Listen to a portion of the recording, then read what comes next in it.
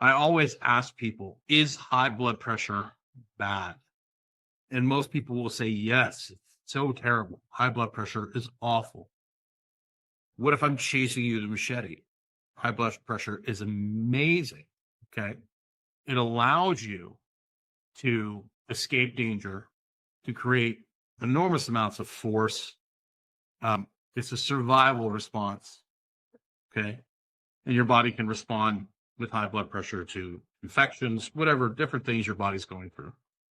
The problem with high blood pressure, it becomes a problem when you're trying to go to sleep or you're trying to relax. That's when high blood pressure becomes a problem. Okay.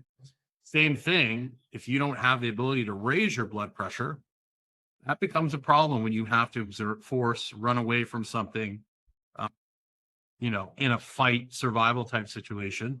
Then not being able to raise your blood pressure is a big problem. It's the ability to switch between the two that's the most important. The same goes to movement. Okay. Your body needs to be able to change shapes in certain ways. Now, this is where it gets kind of sticky, especially with the internet. Everybody wants to be super polarized. They're like, oh, extension's really bad. Extension is not bad if you're trying to run from something really fast in a straight line. If you're trying to lift a really heavy object, I gave the example of a woman trying to lift a car off a child that's stuck under it, or a log or a heavy object. These women have, done incredible feats of strength. The problem is when it's your only strategy, then we get into performance. If we have someone who's very extended, they have tight hamstrings, or a sprinter, basketball player, something like that, and we take care of their tight hamstrings, then all of a sudden they can't slam a basketball anymore because that's how they were generating their force. Then it becomes different. Then it's the difference between performance and health, and performance doesn't equal health. But you got to stay healthy enough to perform. That's where the tightrope comes in. So you should be able to fast all day and feel okay. And you should be able to eat a piece of chocolate cake and feel okay as well. That's what variability is. And that goes with movement. It goes with food options. That goes with stress versus relaxation. And the problem is we are, generally speaking, most people are getting pulled in one direction or the other. And generally speaking, in order for longevity, health, those sort of things, we want to be somewhere in the middle. And that's where we run into trouble. People are like, well, deadlifting and squatting and benching is bad. In the beginning, a lot of people will get great outcomes from benching, squatting, those sort of things. It's going to depend on the individual. Then over time, maybe that benefit they got initially goes away because it takes away from other options, right? So maybe we need to change exercises, get to something different that allows people to flow and move through the rib cage and move and shift hip to hip, right? That's why it's good to have variety. There's going to be sports that require less movement, like an offensive lineman, where the goal is not to get turned. So taking away someone's ability to rotate in that situation, or a sumo wrestler, something along those lines. But we want to have enough rotation so we're not tweaking our back every time we pick something up in the kitchen. So that's really the trick. And our modern world is pulling us into this kind of, I can't remember who posted it today. Andrew Kaufman, he posted, we're turning our kids into like crack addicts, or, ADD type adrenaline junkies, essentially, with the phone and with not getting outside enough. We're turning them into these like dopamine craving monsters.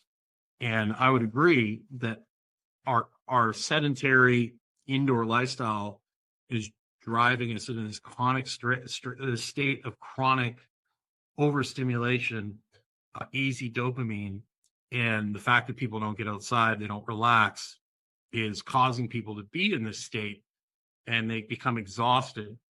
And what happens is they try and use intense exercise. They go to the gym, they start trying to train to feel better. And it might work for some people, but most people, because they don't have that base level of fitness and they don't have the ability to relax and shut it off, they don't have that good foundation of, good sleep, good circadian rhythm, good general physical preparedness to build intensity and to drive adaptation on.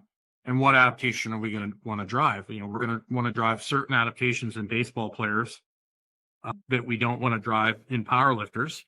A power lifter adaptation at the high levels is not going to benefit a baseball player or, you know, those sort of athletes. So everything is trade-offs.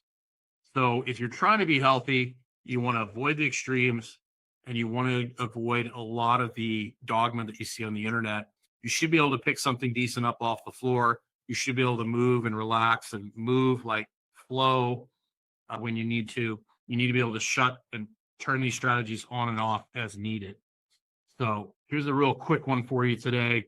I hope you're doing well. I have two groups, Vitality Brotherhood, Vitality Sisterhood. We're constantly talking about stuff like this. We're constantly talking about how to change habits.